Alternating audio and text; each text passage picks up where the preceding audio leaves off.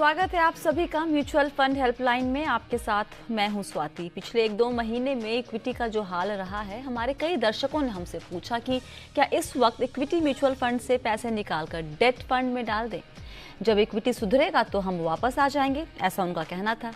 हमने कईयों को सलाह दी कि इक्विटी में निवेश जारी रखें, कईयों के प्रोफाइल के हिसाब से कहा कि डेट फंड में जाएं, और यहीं पर उलझन होने लगती है कि कल तो कहा था नहीं जाओ डेट में, आज कह रहे हैं निवेश करो डेट फंड में। ऐसा क्यों? सीधी सी बात है, अगर आप जानेंगे कि आप जिस प्रोडक्ट में निवेश कर रहे हैं वो आखिर काम कैसे करता है, तो ऐसी कोई उलझन आपके पास नहीं फटकेगी। इसलिए आज हम फोकस करेंगे डेट फंड पर और एक रिटेल निवेशक के लिहाज से इसको समझते हैं। मुझे यकीन है कि इस शो को ध्यान से देखने के बाद आप डेट म्यूचुअल फंड को समझेंगे और ये फैसला लेना कि डेट करूं या नहीं, या फिर किस तरीके के डेट फंड में निवेश करूं, ये फैसला लेना आपके लिए बहुत हद तक आसान हो जाएगा। और इस पूरे डिस्कशन में हमारा साथ देंगे सर्टिफाइड फाइनेंशियल प्लानर कीर्तन शाह। कीर्तन, स्वागत है आपका शो में। आपको आवाज आ रही है हमारी कीर्तन? अच्छा, मुझे कीर्तन की आवाज नहीं आ रही। कीर्तन, कुछ आप कहेंगे? आपकी आवाज एकदम नहीं पहुंच रही है। Swati, can you hear me? Now I can, thank you. आप ठीक है? घर से काम कर रहे हैं काफी दिनों से? हाँ, ऑप्शन नहीं है। अच्छा, ओके, चलिए। अब हमने बहुत दिनों से ये बात की थी कि ऐसा एक शो हमें बनाना है डेट फंड के ऊपर। अब इस माहौल में ये बहुत ही ज़्यादा और मायने रखता है कीर्तन, क्योंकि डेट फंड जो एक कैटेगरी है उसमें आप देखिए अगर, तो 16 तरीके के डेट फंड्स आपको देखने को मिलते हैं, स्कीम्स देखने को मिलती है। अब वैसे में किसी भी निवेशक का उलझ जाना बनता है। तो आप ज़रा बताएं पहले, 16 के 16 को हम डिटेल में नहीं बता पाएंगे, लेकिन ये 16 स्कीम्स कैसी होती हैं, इनके कैरेक्टरिस्टिक्स क्या होते हैं, ये अगर आप हमें ब्रीफ में समझा सके। स्वाति, 3 चीजें समझनी पड़ेगी। अगर ये 3 चीज हम समझ गए तो हमें 16 कैटेगरीज में डिफरेंसेस समझ जाएंगे। तो सबसे पहली चीज है एवरेज मैच्योरिटी। ठीक है, अभी जैसे आप देखिए, सबसे पहली स्कीम है जिसका नाम है ओवरनाइट फंड्स। ओवरनाइट फंड्स एक ऐसे फंड्स है जिसमें म्यूचुअल फंड को जब आप पैसा देते हो, म्यूचुअल फंड एक ऐसे निवेश में ऐसा निवेश करने की कोशिश करता है जो सामने एक ही दिन के लिए लोन देता है। लिक्विड फंड में जब हम पैसा लगाते हैं तो लिक्विड फंड आपको 91 डेज तक लोन देता है। वैसे तो सबसे पहले तो काफी सारी स्कीम्स, आप जब पैसा लगाते हो तो वो आगे कितने टाइम के लिए लोन दे सकती है उसके ऊपर डिपेंडेंट है या उसके ऊपर बेस्ड है। जैसे ओवरनाइट एक के लिए पैसा दे सकता है, लिक्विड 91 डेज के लिए पैसा दे सकता है। दूसरा समझना ये जरूरी है कि जैसे एक फंड है ultra short term fund. Ultra short term fund में जब आप पैसा लगाते हो तो म्यूचुअल फंड आगे 3 से 6 महीने के मैक्लॉयड ड्यूरेशन में इन्वेस्ट करेगा। अब ये मैक्लॉयड ड्यूरेशन क्या होता है जी? बड़ी सरल भाषा में मैक्लॉयड ड्यूरेशन का मतलब है कि अगर आपके फंड का मैक्लॉयड ड्यूरेशन 6 महीना है, राइट, तो इसका मतलब है कि म्यूचुअल फंड इस तरीके से इन्वेस्ट करेगा कि पोर्टफोलियो में लगाया हुआ पैसा 6 महीने में ब्रेक इवन। Okay, right. और तीसरी चीज जिसके बेसिस पे ये 16 कैटेगरीज बाइफरकेटेड है, वो ये है कौन से क्रेडिट वाले पोर्टफोलियो में इन्वेस्ट कर सकते हैं। जैसे कॉर्पोरेट फंड अगर आप देखेंगे तो कॉर्पोरेट बॉन्ड फंड में ये बोला गया है कि आपको 80% पैसा ट्रिपल ए रेटेड डेट में ही लगाना है। ओके। पर अगर आप देखेंगे क्रेडिट रिस्क फंड, उसमें कहा गया है कि आपको 65% पैसा ट्रिपल ए रेटेड में ना लगाकर उसके नीचे लगाना है। ओके। ये पूरी 16 कैटेगरीज, ये 3 बाइफरकेशंस पे है। एक, आप अपने समय के लिए आगे पैसा दे सकते हो। आपको मैक्लॉयड ड्यूरेशन क्या रखना पड़ेगा फंड का, या आप कौन से क्रेडिट रेटिंग वाले बॉन्ड्स में पैसा लगा सकते हो। इन 3 बेसिस पे पूरी 16 की 16 कैटेगरीज डिवाइडेड है। तो इसके हिसाब से कीर्तन, हमने 3 वर्ड यूज किया है, एक तो मैच्योरिटी, एक है ड्यूरेशन, और एक आपने कहा रेटिंग के हिसाब से जो इंस्ट्रूमेंट है, राइट? Correct, correct. तो मैच्योरिटी के लिए ओवरनाइट मैच्योरिटी अप्लाई करता है लिक्विड फंड में भी और साथ ही मनी मार्केट फंड में, ये 3 में मुझे दिख रहा है मैच्योरिटी वर्ड यूज हुआ है ना? उसके अलावा ड्यूरेशन 1 2 3 4 5 6 7 ऐसे हैं जहां पर ड्यूरेशन वर्ड यूज हो रहा है, राइट? और जो बाकी बचे हुए हैं उसमें सारे रेटिंग के हिसाब से जो पेपर्स यूज होते हैं, करेक्ट? All right. अब इनमें से, अब देखिए है तो फिर भी 16, और रिटेल निवेशक जिसको अपने पैसे निवेश करने होते हैं डेट स्कीम्स में, अब इस 16 में से उसके लिए बेहतर कौन होगा, कैसे चुनेगा? 16 के 16 को अगर एक्सप्लोर करने जाएंगे तो शायद समझ कम आएगा, उलझ ज्यादा जाएंगे वो। करेक्ट। सो स्वाति, ये फाइनल डिसीजन पे पहुंचने के लिए पहले हमें थोड़े से और टर्म्स समझने पड़ेंगे डेट म्यूचुअल फंड में। अच्छा। तो आप कभी भी एक फैक्ट शीट ओपन करेंगे डेट म्यूचुअल फंड की, तो एक आपको टर्म दिखाई देगा जिसे आप कहेंगे एवरेज मैच्योरिटी। ओके। अब एवरेज मैच्योरिटी क्या है? अब जैसे मान लीजिए आपने 1 लाख रुपया SBI के फिक्स डिपॉजिट में लगा दिया, जो 1 साल में मैच्योर होने वाला है, तो यहाँ पर सिंपल है कि आप पैसा लगाइए, 1 साल में इंटरेस्ट के साथ आपको आपका पैसा वापस आ जाएगा। अच्छा। पर म्यूचुअल फंड में ये चीज थोड़ी सी अलग है, क्योंकि जब आप 1 लाख रुपया म्यूचुअल फंड में लगाते हो, म्यूचुअल फंड आगे 20 अलग अलग कंपनीज को अलग अलग टेन्योर के लिए पैसा देता है। अच्छा। तो एवरेज मैच्योरिटी का मतलब है म्यूचुअल फंड में कि वो आपको बताता है 20 जिनको मैंने पैसा दिया है उनका वेटेड एवरेज पे मैच्योरिटी इस फंड का कब होने वाला है। अच्छा। इसका मतलब अगर आप देखें, अगर आपकी फंड की एवरेज मैच्योरिटी 2 साल है, इसका मतलब है फंड ने जिन जिन को भी पैसा दिया हुआ है, मोटा मोटा वेटेड एवरेज के हिसाब से ये पूरा पोर्टफोलियो 2 साल में मैच्योर हो जाएगा। ओके। अब समझने की ये भी बात है कि म्यूचुअल फंड्स में मैच्योर हो जाएगा, इसका मतलब ये नहीं है कि फंड बंद हो जाएगा। आज आप पैसा लगाएंगे तो पोर्टफोलियो इस तरीके से डिजाइन किया हुआ है कि 2 साल में मैच्योरिटी आ जाएगी, पर ये फंड मैनेजर क्या करने की कोशिश करते हैं, इसे कांस्टेंट रखने की कोशिश करते हैं। तो जैसे पेपर्स मैच्योर होते हैं वो दूसरे पेपर्स ऐड कर लेते हैं कि एवरेज मैच्योरिटी मोटा मोटा सेम रहे। तो ये सबसे पहले एवरेज मैच्योरिटी का कॉन्सेप्ट है। ओके। दूसरा कॉन्सेप्ट समझने की जरूरत है जिसे हम कहते हैं मॉडिफाइड ड्यूरेशन। अब मॉडिफाइड ड्यूरेशन का मतलब है इंटरेस्ट रेट सेंसिटिविटी। अब होता यह है ना कि सब debt mutual funds interest rate ऊपर नीचे जाने से बड़े प्रभावित हो जाते हैं जी।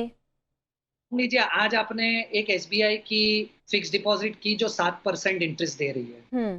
अब हाइपोथेटिकली मान लीजिए कि ये मार्केट में फिक्स डिपॉजिट ट्रेड होती है और उसका भाव ऊपर नीचे जा सकता है।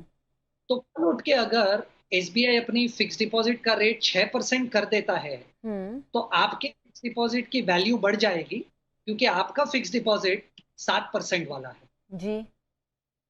इसलिए ऐसा कहा जाता है कि जब इंटरेस्ट रेट्स गिरते हैं तो बॉन्ड फंड्स पॉजिटिव रिटर्न्स देते हैं, क्योंकि बॉन्ड फंड्स ने उन इन्वेस्टमेंट्स में निवेश किया हुआ है जिसमें अभी भी ब्याज दर ज्यादा है। ओके। और इसका रिवर्स भी सही है कि अगर इंटरेस्ट रेट बढ़ जाएंगे तो आपके पोर्टफोलियो की वैल्यू हल्की सी कम हो जाएगी, क्योंकि आपने पुराने और कम इंटरेस्ट रेट वाले इन्वेस्टमेंट में पैसा लगाया हुआ जी। तो जैसे अगर आज देखेंगे, आज जैसे ही RBI ने इंटरेस्ट रेट कम किया रेपो, ये सब फंड्स ने, म्यूचुअल फंड्स ने डेट साइड पे पॉजिटिव रिटर्न्स दिए होंगे, आपकी NAV बढ़ जाएगी जी। तो सबसे पहले तो जब इंटरेस्ट रेट गिरते हैं बॉन्ड फंड पॉजिटिव रिटर्न देता है, जब इंटरेस्ट रेट बढ़ते हैं bond fund negative return. Okay. अब मॉडिफाइड ड्यूरेशन क्या है? मॉडिफाइड ड्यूरेशन आपको ये समझाता है कि अगर इंटरेस्ट रेट मार्केट में बढ़ेंगे या घटेंगे तो आपका बॉन्ड फंड कितना पॉजिटिव या कितना नेगेटिव रिटर्न दे सकता है। जैसे मान लीजिए आपके फंड का मॉडिफाइड ड्यूरेशन 3 साल है। इसका मतलब ये है कि हर 1% इंटरेस्ट रेट गिरने पर आपका फंड नॉर्मल रिटर्न से 3% ज्यादा रिटर्न देगा, और हर 1% इंटरेस्ट रेट बढ़ने पर आपका फंड, आपका जो नॉर्मल रिटर्न है उससे 3% कम रिटर्न देगा। ओके। इसलिए मॉडिफाइड ड्यूरेशन को रिस्क भी कहा जाता है, ओके। क्योंकि अगर आपके फंड का मॉडिफाइड ड्यूरेशन 10 साल है, हम्म। तो इससे होता ये कि जब इंटरेस्ट रेट गिरता है 1% से, तो आपको 10% ज्यादा रिटर्न मिलता है। हम्म। पर इसका रिवर्स भी ट्रू है, अगर इंटरेस्ट रेट 1% से बढ़ गया, तो आपका फंड 10% से रिटर्न कम देगा। ओके। तो दो चीज हमने इंट्रोड्यूस की, एक तो है एवरेज मैच्योरिटी, हम्म। जिसका मतलब है जिसका मतलब है कि एवरेज आपका फंड कब मैच्योर हो जाएगा। हम्म। और मॉडिफाइड ड्यूरेशन का मतलब है, अगर इंटरेस्ट रेट ऊपर या नीचे जाते हैं, हम्म। तो आपका फंड कितना पॉजिटिव या नेगेटिव रिटर्न दे सकता है। ये दोनों टर्म्स के बेसिस पर ही हम आगे आइडेंटिफाई कर पाएंगे कि कौन सा फंड लेना चाहिए। तो ये ओके। दो पॉइंट्स क्लियर है। उम्मीद करते हैं कि दर्शकों को समझ में आ गया होगा, और हम इस पे एक फॉलो अप शो भी कभी बाद में करेंगे ताकि उनके सवाल भी ले सकें, क्योंकि आज वो हमारे साथ कोई भी लाइव कॉलर या दर्शक नहीं है सवाल पूछने के लिए। तो अब ड्यूरेशन और मैच्योरिटी की बात हो गई, और अब उसके हिसाब से अगर हम आगे बढ़ते हैं, तो एक रिटेल निवेशक, जो मैंने सवाल आपसे पहले किया था वो अभी करना चाहिए करेक्ट। था शायद, ये रिटेल निवेशक 16 में से कितने फंड्स पे फोकस करे, उसके काम के लिए कितने फंड्स हैं इसमें? ओके। तो सॉरी सॉरी स्वाति, आपका आंसर डायरेक्टली दूं उसके पहले और दो चीज बताना चाहूंगा। हम जरूर जब आप जरूर। फंड जब आप फंड सिलेक्ट करें, तो हाँ। आइडियली डिफॉल्ट रिस्क के अलावा हम्म। दो तरीके के और रिस्क हो सकते हैं। अच्छा। right? तो एक मैंने आपको समझा दिया है, जिसे आप कहते हैं ड्यूरेशन रिस्क, हम्म। राइट। तो हम्म। अगर आप 16 कैटेगरीज के फंड्स में देखें, हम्म। तो टिपिकली 5 फंड्स में बहुत ज्यादा ड्यूरेशन रिस्क हो सकता है। ओके। कौन कौन से है? Hmm. Medium duration fund, hmm. Medium to long duration fund, okay. Long duration fund, hmm. Gilt funds, hmm. और funds with 10 year constant maturity. अच्छा। तो अब सबसे पहले मेरी राय दर्शकों को ये है हम्म। कि अगर आप इंटरेस्ट रेट कहाँ जाने वाला है, हम्म। ये अगर आप टाइम नहीं कर पाओगे, हम्म। जो कि बहुत लोग नहीं कर पाते, जिनको पता भी है वो भी, तो हम्म। आपको ये 5 निवेश करना ही नहीं चाहिए। ओके। तो ओके। ये 5 कैटेगरीज आप छोड़ दीजिए। All right. अच्छा, इसमें ये जो भी आपने नाम बताए हैं, मीडियम टू लॉन्ग ड्यूरेशन वगैरह, ये सब एक साल से ऊपर के ड्यूरेशन वाले फंड्स हैं, राइट? ये जनरली 4 साल से ऊपर के ड्यूरेशन वाले फंड्स हैं। ओके, 3 से 4 साल से शुरुआत हो रही है, सही बात है। कीर्तन, आपने ब्रेक के पहले कहा कि अगर आपको किसी भी निवेशक को ये आइडिया नहीं होता है कि इंटरेस्ट रेट किस तरीके से आगे बढ़ेगा या घटेगा, तो उन्हें ये ड्यूरेशन रिस्क फंड, आपने 3, 2, 5 नाम लिए, इनसे दूर रहना चाहिए, राइट? एब्सोल्युटली। तो कोई किस बेसिस पे फंड चुनेगा? किसी ने मुझे कहा था कि जितना आपका इन्वेस्टमेंट टेन्योर है, अगर मान लीजिए 3 साल का है या 5 साल का है, उसे मैच कीजिए जो आप डेट फंड चुनने जा रहे हैं उसके जो पेपर्स होते हैं उसके मैच्योरिटी टाइम से। क्या ये अप्रोच सही होता है? स्वाति, ये बिल्कुल सही अप्रोच है। एक सिंपल सा एग्जांपल देना चाहूंगा। जी। अगर आपको 2 साल के लिए निवेश करना है, हम्म। और एसबीआई में बैंक में जाते हुए एक एफडी करने के लिए, हम्म। तो वहां ऑप्शन 1 साल का भी है, 2 साल का भी है, 3 साल का भी है, पर आप चुनते हो 2 साल, क्योंकि आपको 2 साल के लिए निवेश करना है। जी। एग्जैक्टली उसी तरीके से हम्म। एक सिंपल सा तरीका ये है कि अगर क्लाइंट को, इन्वेस्टर को मान लीजिए 1 साल के लिए निवेश करना है, हम्म। तो उन्हें ऐसा फंड चूज करना चाहिए जिसकी एवरेज मैच्योरिटी 1 साल या 1 साल से ज्यादा हो। अब ओके। 1 साल से ज्यादा क्यों होनी चाहिए? क्योंकि हम्म। मान लीजिए आपको 1 साल के लिए निवेश करना है, पर अगर आप पैसा एक ऐसे फंड में डालते हो जिसने ऐसे फंड में पैसा लगाया हुआ है, हम्म। जो, सॉरी इससे उल्टा, माय बैड, आपको 1 साल के लिए पैसा इन्वेस्ट करना है, तो 1 साल एवरेज मैच्योरिटी वाले फंड में पैसा लगाइए, या 1 साल से कम वाले में पैसा लगाइए। ओके। क्योंकि अगर आप एक ऐसे फंड में पैसा लगाएंगे जो 6 महीने में मैच्योर होने वाला है, और आपके पास 1 साल का समय है, तो आपका रिस्क कम हो जाता है। क्योंकि मान लीजिए 5वें महीने पे अगर कुछ भी हो जाता है उस फंड को, तो उस फंड के पास और 5 से 6 महीने है रिकवर करने के लिए। ओके। तो आप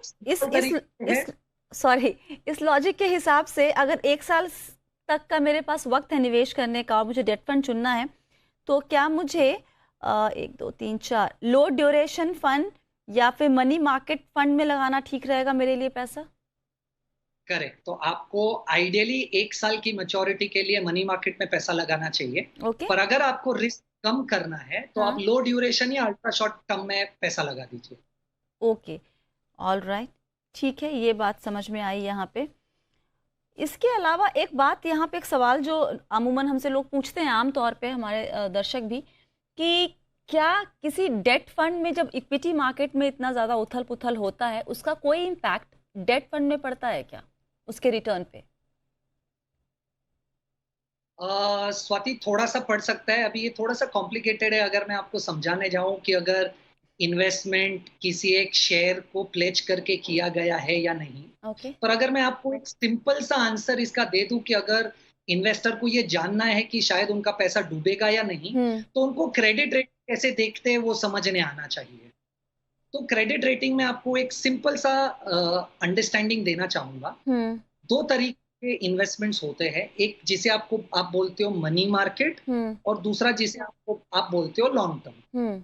तो मनी मार्केट में आइडियली अगर आप देखेंगे A1+ लिखा हुआ क्रेडिट रेटिंग में सबसे हाईएस्ट क्रेडिट रेटिंग होती है। ओके। और वैसे ही लॉन्ग टर्म में AAA लिखा हुआ सबसे हाईएस्ट क्रेडिट रेटिंग होती है। इसका ये मतलब है कि अगर आप किसी भी फंड का पोर्टफोलियो देख रहे हैं और वहां पर आपको A1+ या AAA देखे, इसका मतलब है म्यूचुअल फंड ने सबसे बेस्ट क्रेडिट रेटिंग वाले पेपर्स में निवेश किया हुआ है। एक सेकंड, एक क्वेश्चन यहाँ पूछ लूँ आपसे मैं बीच में, और please. So money market instrument की जब आप बात कर रहे हैं तो मनी मार्केट इंस्ट्रूमेंट्स क्या क्या होते हैं, एक बार एक उसका आइडिया दे दे दर्शकों को जरा please. Swati, money market instruments ऐसे इंस्ट्रूमेंट्स हैं जिसमें लोन 1 साल से ऊपर के लिए हो ही नहीं सकती। ओके। यानी जब आप 100 रुपए का म्यूचुअल फंड खरीदते हैं और म्यूचुअल फंड आगे किसी को लोन दे रहे हैं, तो म्यूचुअल फंड 1 साल से ऊपर के लिए लोन दे ही नहीं पाएगा। ओके। वो प्रोडक्ट 1 साल और 1 साल से नीचे के लिए। और लॉन्ग टर्म ऐसे प्रोडक्ट्स है जिनमें निवेश 1 साल के लिए ऊपर के लिए होता है। उदाहरण के लिए टी बिल्स, कमर्शियल पेपर्स, ये सब मनी मार्केट इंस्ट्रूमेंट है। Correct, absolutely. और आपने कहा है लॉन्ग टर्म के वाले, लॉन्ग रेटिंग स्केल के लिए जो आपने कहा है, उसमें कौन कौन से किस तरह के पेपर्स होते हैं, क्या इंस्ट्रूमेंट होते हैं? तो उसमें हो सकता है GSEC, उसमें हो सकता है SDL, उसमें हो सकता है NCDs, डिबेंचर्स। ओके। ऐसे कोई नाम दिखे, ये सब लॉन्ग टर्म है। ओके। ओके, ठीक है। वो आपको क्रेडिट से भी समझ जाएगा स्वाति।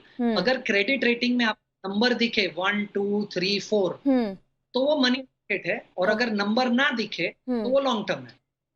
ये अच्छा है।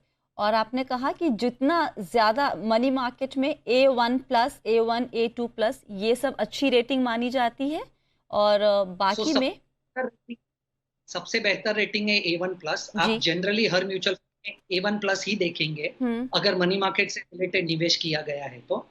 लॉन्ग टर्म में सबसे बेस्ट है AAA से नीचे आएगा AA, उससे नीचे आएगा AA-, उसके नीचे आएगा A+, और उसके नीचे आएगा A-, so on and so forth। तो अगर आपको मोटा मोटा फंड में AAA दिखे या AA+ दिखे, तो ओवरऑल आपका पोर्टफोलियो काफी हद तक बेहतर है। Okay, alright. तो इसके हिसाब से अगर आप देखें तो गिल्ट फंड सबसे सेफ और सिक्योर नहीं है, क्योंकि यहाँ पर 80% सिर्फ गवर्नमेंट सिक्योरिटीज में लगाना मैंडेटरी है।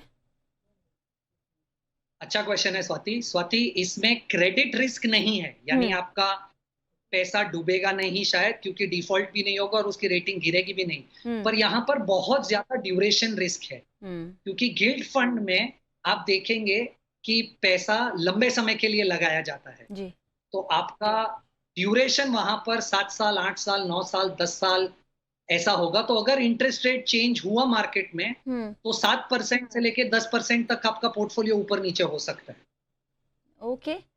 अच्छा, हमेशा हम ये बात कहते हैं कीर्तन, अपने शो में भी और सुनते भी हैं, कि जब भी कोई पूछता है कि पैसे लगाने हैं शॉर्ट टर्म के लिए तो आप लिक्विड फंड या फिर हम लोग overnight fund, ultra short term fund, इसमें लगाएं। तो क्या एक परसेप्शन ऐसा बना हुआ है कि जो डेट फंड है वो शॉर्ट टर्म के लिए ही है, ये परसेप्शन गलत है? आइडियली ये परसेप्शन गलत नहीं है, पर मेरा मानना ये है कि अगर आप डेट फंड्स में आए तो आप डेट फंड्स में आपका कैपिटल सिक्योर करने आए, ना कि रिटर्न्स आउटस्टैंडिंग मिले उसके लिए आए। इसलिए मेरा ये सिंपल मानना है कि अगर आप डेट फंड में निवेश करना चाहते हैं तो अपना ड्यूरेशन एकदम कम रखिए, जिसकी वजह से आपका रिस्क इंटरेस्ट रेट मूवमेंट की वजह से कम हो जाएगा।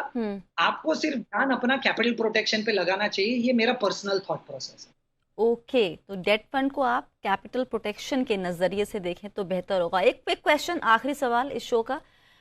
आज के माहौल में जब सब लोग कह रहे हैं कि जो चाह रहे हैं अपना कैपिटल प्रोटेक्ट करना, वो चाहते हैं कि बैंक में ना रखें, कहीं म्यूचुअल फंड में कहीं लगाएं, उनके लिए डेट फंड अच्छा ऑप्शन है, लेकिन डेट फंड में भी कौन सा विकल्प उनके लिए बेहतर होगा? स्वाति, एक सिंपल सा सजेशन ये है जी कि अगर आप एज अ क्लाइंट 1 महीने से कम के लिए निवेश करना चाहते हैं तो आपको मनी मार्केट फंड्स में इन्वेस्ट करना चाहिए। ओके। अगर आप 2 महीने से 6 महीने तक का निवेश करना चाहते हैं तो आप लिक्विड में निवेश कीजिए। ओके। अगर आपको 6 महीने से 12 महीने के लिए इन्वेस्ट करना है तो आपको अल्ट्रा शॉर्ट टर्म फंड्स में निवेश करना चाहिए। ओके। अगर आप 1 साल से 3 साल के लिए निवेश करना चाहते हैं तो लो ड्यूरेशन फंड्स में डालिए।